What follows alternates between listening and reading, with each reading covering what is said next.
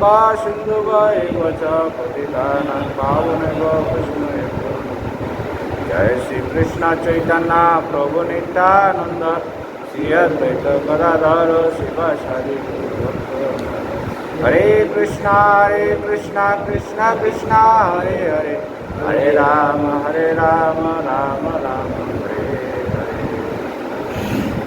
ओम नमो भगवते वासुदेवाय ओम नमो भगवते वासुदेवाय ओम नमो भगवते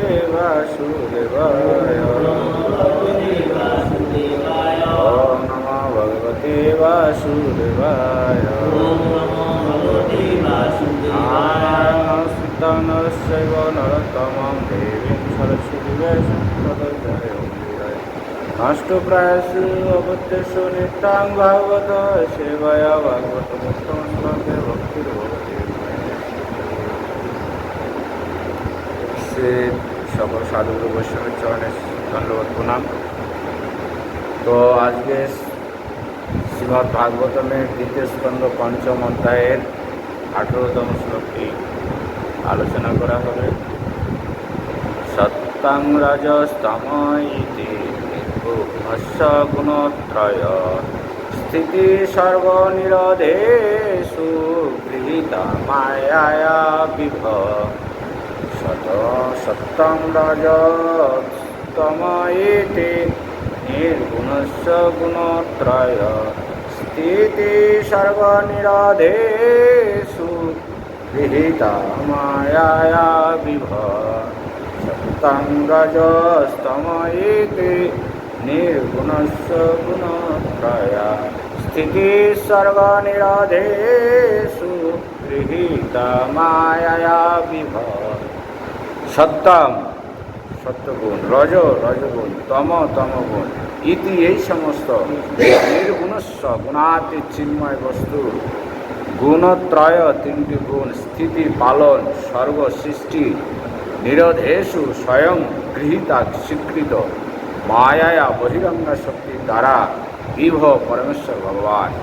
অনুবাদ: পরমেশ্বর ভগবানের স্বরূপ শুদ্ধ চিন্ময় এবং তার সমস্ত জড়গুণের অতীত।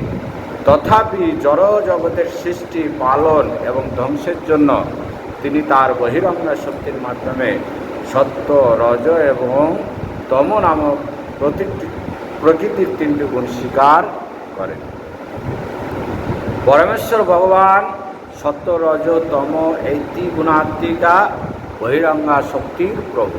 অর্থাৎ ভগবান হলেন কি, এই যে তিনটে গুণ, সৃষ্টির তিনটি গুণ সত্য, রজ, তম, এবং বলছে যে এই গুণাত্মিকা বহিরঙ্গা। বহিরঙ্গা মানে আমরা জানি ভগবানের তিনটি শক্তি, কি কি?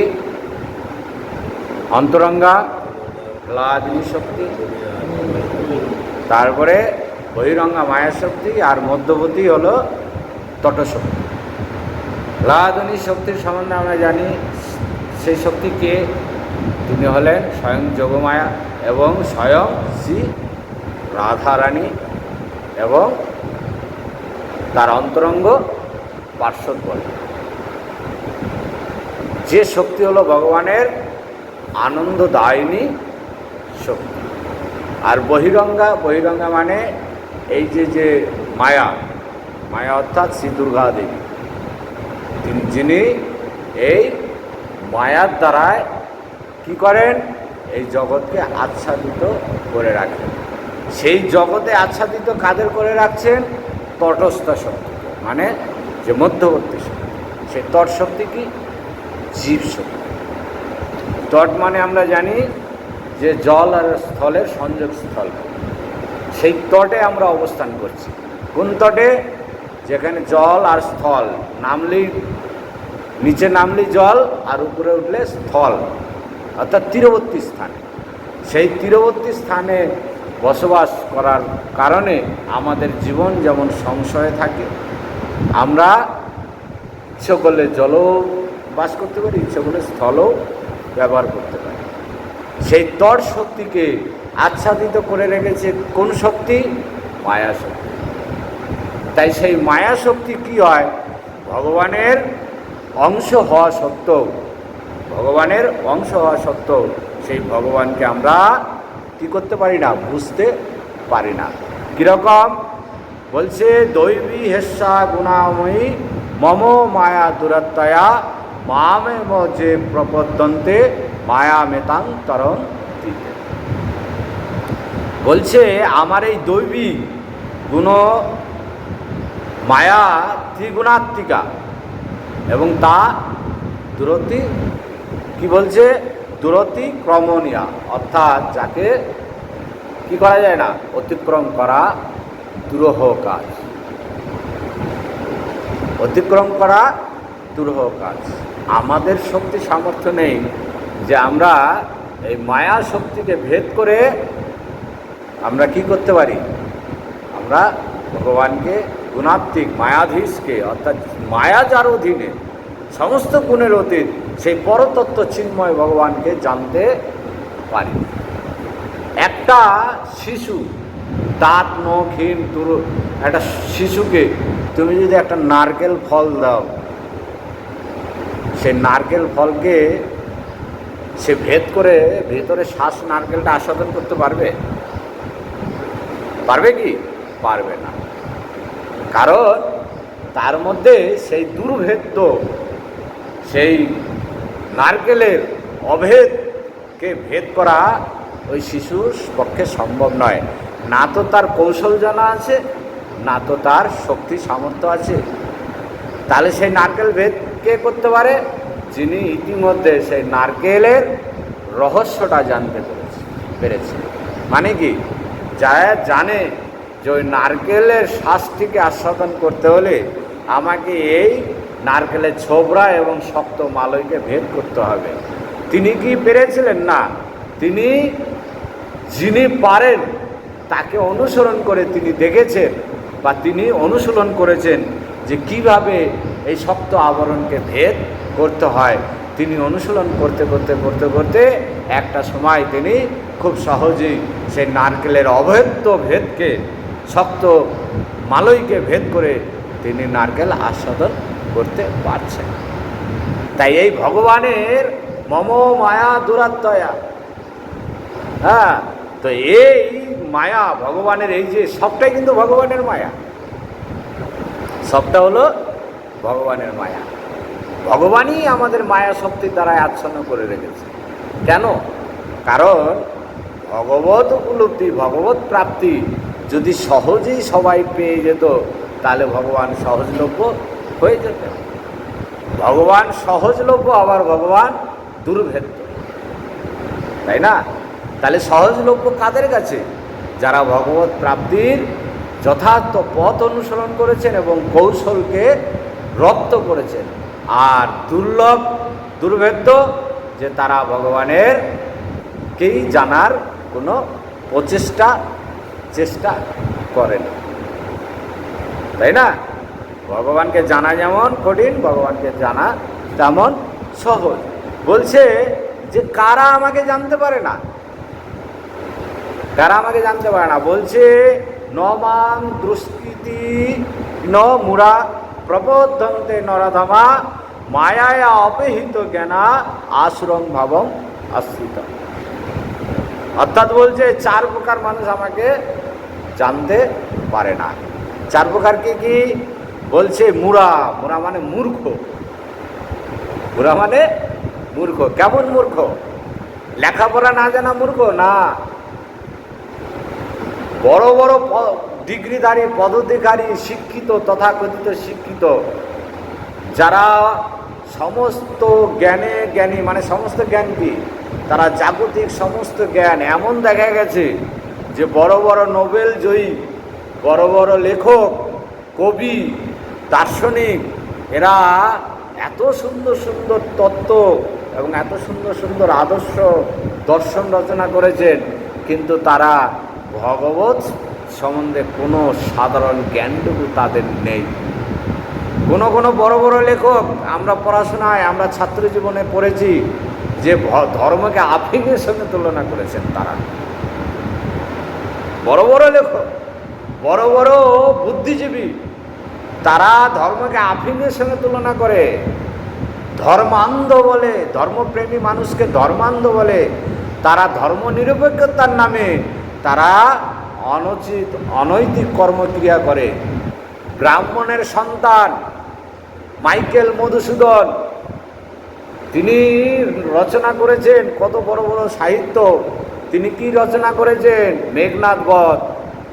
অর্থাৎ সেখানে রামকে লক্ষ্মণকে অপরাধী করে মেঘনাদ আর রাবণকে হিরো সাজিয়েছেন, ভগবানকেই অপরাধী দোষী করেছেন, অপরাধের কাঠগড়ায় ভগবানকে দাঁড় করিয়েছেন। তিনি মেঘনাদকে মহান বানিয়েছেন। মেঘনাদকে অন্যায় করে মারা হয়েছে, রাবণকে অন্যায়ভাবে মারা হয়েছে। এই সম্বন্ধে যারা মাইকেল মধুসূদন সম্বন্ধে বলেছে, মেঘনাদ বধ পড়েছ? মেঘনাদ বধে কি কি আলোচনা করেছে? রামকে লক্ষ্মণকে কি করেছে? লক্ষ্মণকে অপরাধী বানিয়েছে না, আর মেঘনাদকে হিরো বানিয়েছে। এই মাইকেল মধুসূদন দত্ত কি করেছে জানো? ইয়াং বেঙ্গল নামে এক সংগঠন বানিয়েছিল। আভিজাত্য ঘরের সমস্ত ব্রাহ্মণ সন্তান সন্তনীরা সেই ইয়াং বেঙ্গল ক্লাবে গিয়ে গোমাংস ভক্ষণ করত এবং সুরাপান করত, মদ্যপান করত। তারা ইয়াং বেঙ্গল। মধুসূদন ভগবানের আরেক নাম মধুসূদন। সেই ভগবানের নামকে বাবা মা রেখেছিলেন সন্তানকে। সেই মধুসূদন কি করেছে? সেই মধুসূদনের ধর্ম, ভাগবত ধর্ম, সনাতন ধর্মকে তাচ্ছিল্য করে, ত্যায্য করে সে গোমাংস ভক্ষণ করে মাইকেল হয়েছিলেন। তাহলে সেই বিদ্যার কি গুরুত্ব আছে? এইরকম বহু শিক্ষিত আছে। বঙ্কিমচন্দ্র তিনি কি বলেছেন? ধর্মকে আফিংয়ের সঙ্গে তুলনা করেছেন। তিনি যতক্ষণ আফিং সেবন না করতেন ততক্ষণ তার লেখা আসতো না, তার মনে ভাব আসতো না। তাহলে কিভাবে ভাবিত ছিল? তাহলে এই সমস্ত নোবেলজয়ী বড় বড় লেখক, পণ্ডিত, দার্শনিকদের জ্ঞানের কি লাভ? তারা হলো মূর্খ, যারা ভগবত তত্ত্বকে জানলো না। বলছে এরা হলো মূর্খ, এরা আমাকে জানতে পারে না। আর কি? আর কে জানতে পারে না? দুষ্কৃত, অর্থাৎ যারা দুষ্কৃতি, অসুর, দুষ্কৃতি, সমাজ বিরোধী, এরা কি করে ভোগ বিলাসে মত্ত হয়ে থাকে। এরা কোনোদিন আমাকে জানতে পারে না। আর কে জানতে পারে না? নরাধম, যারা একদম অধম।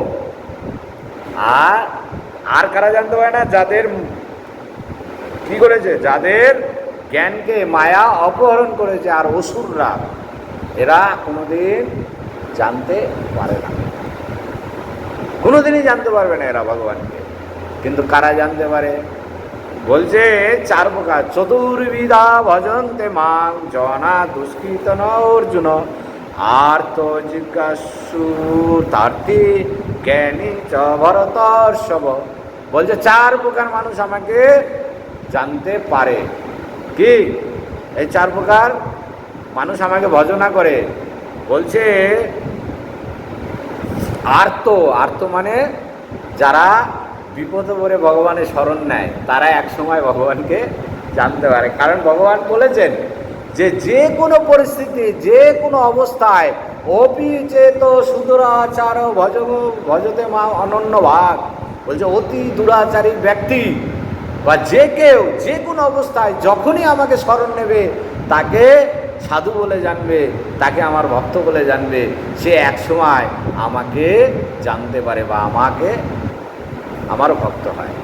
আর কে? বলছে জিজ্ঞাসু অর্থাৎ, অর্থাৎ মানে যারা কিছু প্রাপ্তির জন্য কামনা বাসনা নিয়ে আমাকে ভজন করে। এই কামনা বাসনা নিয়ে ভজন করে ভক্ত শ্রেষ্ঠ হয়েছিলেন কে বলতে পারবে? ধ্রুব। তিনি বিমাতৃ অর্থাৎ সৎমায়ের দ্বারা প্রতারিত হয়ে সে তার পিত্ত অধিকার এবং সিংহাসনের অধিকার প্রাপ্ত হওয়ার জন্য তিনি কি করেন? ভজনা করেন, সাধন করেন। কোথায়? জঙ্গলে গিয়ে। সে সাধনা যদি শোনো অবাক হয়ে যাবে। সেসব সময় নেই আজকে। একদিন ধ্রুব চরিত্র নিয়ে আলোচনা করব। এক সময় সে সাধনা করতে মানে শ্বাসকে পর্যন্ত আটকে রেখেছিলেন, এবং সেই শ্বাস আটকে গেছিল এবং সমস্ত সৃষ্টি ত্রাহিমাম ত্রাহিমাম করেছিল, সব বাতাস রুদ্ধ হয়ে গেছিল, সমস্ত জীব শ্বাস আটকে গেছিল তার সাধনায়। ওইটুকু বাচ্চা 5 বছর না 6 বছর বয়স, 5 বছর বয়স শ্বাস আটকে ফেলেছিল। তাহলে সে কি করলো? সে যখন সাধনার সেই শক্তিতে ভগবান তার অন্তরে প্রকাশিত হলো, যখন অন্তরে প্রকাশিত হয়েছে, তিনি অন্তরে ভগবানকে দেখে সে নয়ন মুগ্ধ করে বসে আছে। বাইরে ভগবান স্বয়ং প্রকাশ পেয়ে ধুবো ধুবো করে ডাকছে, ভূক্ষেপ নেই, সে অন্তরে ভগবানকে দর্শন করছে। চোখ মেলে বলছে, তুমি কে? আমি তো ভিতরে তোমার ভগবানকে দর্শন করছি। বলছে, আমি সেই ভগবান বিষ্ণু। তখন সে কি বলছে? বলছে যে আমি, তখন বলছে তুমি কি চাও? বলছে, প্রভু আমি কাঁচের সন্ধান করতে এসে কাঞ্চন অর্থাৎ আমি হীরা পেয়েছি, আমার আর কাচের প্রয়োজন নেই, আমার আর কিছু প্রয়োজন নেই। তুমি আমাকে কৃপা করো যাতে আমি সাধুগুরু বৈষ্ণবের চরণে আশ্রয় নিয়ে আমি তোমার ভজনা করতে পারি। 100 বৎসর তিনি ভজনা করেছিলেন। ঠিক আছে? তো এই রকম কামনা, কিছু বাসনা নিয়ে ভগবানের চরণে শরণ নিতে গিয়েও সে শুদ্ধ ভক্ত হতে পারে। তারপরে কি আর কে বলছে? বলছে জ্ঞানী, অর্থাৎ ব্রহ্ম জিজ্ঞাসা, যার অন্তরে একবার জিজ্ঞাসা এসছে যে আমি কে, আমি কোথা থেকে এলাম, আমি কোথায় যাব, আমি কেন জন্মালাম, আমার কি কর্তব্য, এই জিজ্ঞাসা যার অন্তরে একবার এসছে, তিনি জ্ঞান লাভ করার জন্য পিপাসু হয়ে ওঠেন। সেই জ্ঞানী একসময় বুঝতে পারেন যে সে কে আর ভগবানকে, ভগবানের সঙ্গে আমার কি সম্পর্ক, আমার এই জন্ম নেওয়ার উদ্দেশ্য কি, সেই উদ্দেশ্য চরিতার্থ করার জন্য সে একসময় ভগবত ভজন করেন এবং সে ভগবান প্রাপ্ত হয়। এইভাবে আমরা কি করি?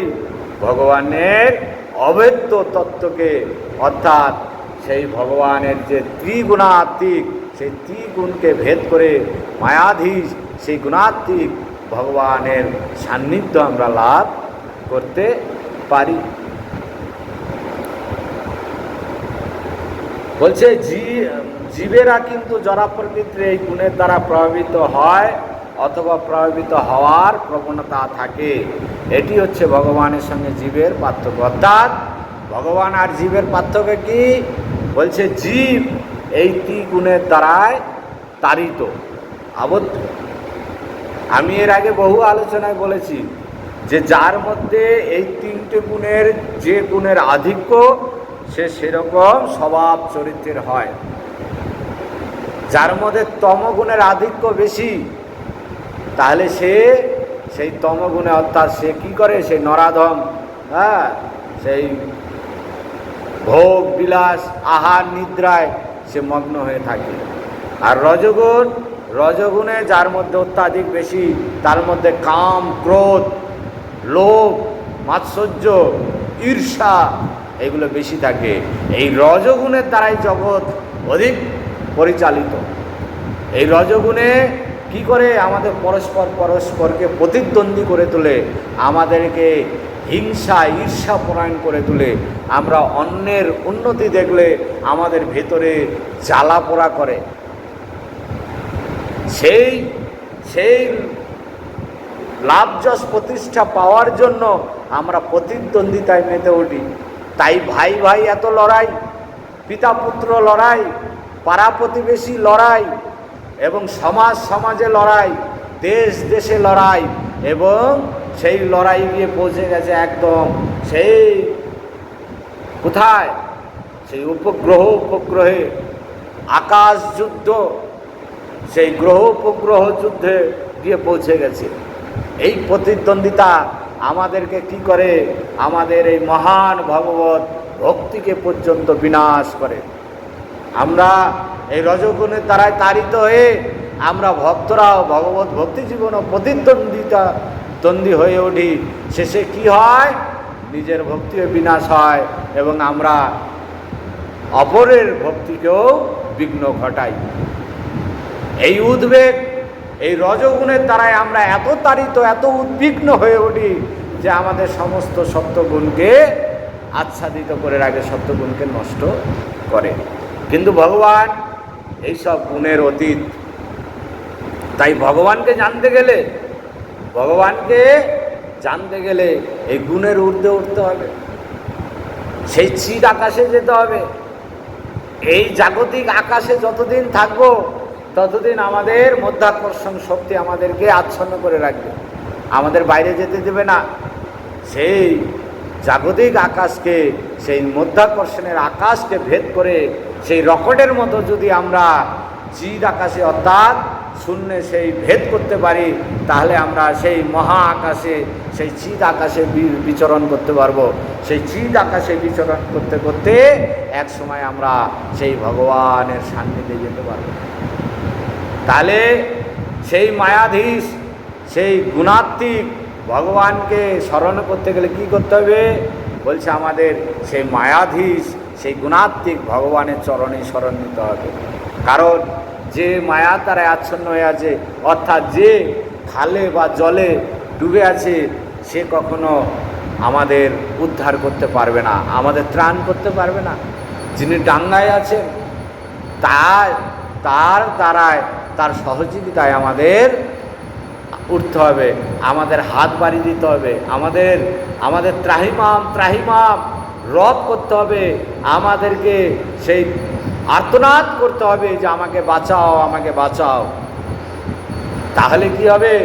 তাহলে ভগবানের প্রতিনিধি যারা এই মায়াকে, এই খালকে অতিক্রম করে, যিনি ভবসাগর অতিক্রম করে ওপার তীরে দাঁড়িয়ে আছেন আমাদের জন্য, তাদের সেই আহ্বান করতে হবে, হে গুরুদেব, হে সাধু গুরু বৈষ্ণব, হে পতিত পাবন, হে গুরুদেব, আমি মহাসাগরে, আমি ভবসাগরে হাবুডুবু খাচ্ছি, আমাকে উদ্ধার করো প্রভু, আমাকে উদ্ধার করো প্রভু। যখন আর্তনাদ করব, সেই চাতকের মতো চিৎকার করব, তাহলে সেই মরুভূমিতে পশলার মতো সেই সাধুগুরু বৈষ্ণবের কৃপা বর্ষণ হয়ে আমাদেরকে এই ভবসাগর থেকে, এই গুণের, এই মায়া থেকে আমাদেরকে উদ্ধার করবে। যেথায় কৃষ্ণ সেথায় নেই মায়ার অধিকার। অর্থাৎ আমাদের চিত্ত চেতনায়, আমাদের স্মরণের মধ্যে যদি সেই মায়াধীশ কৃষ্ণ থাকেন, তাহলে সেখানে মায়া কি করতে পারেন না? প্রবেশ করতে পারেন না, বা মায়া সেখানে থাকতে পারে না।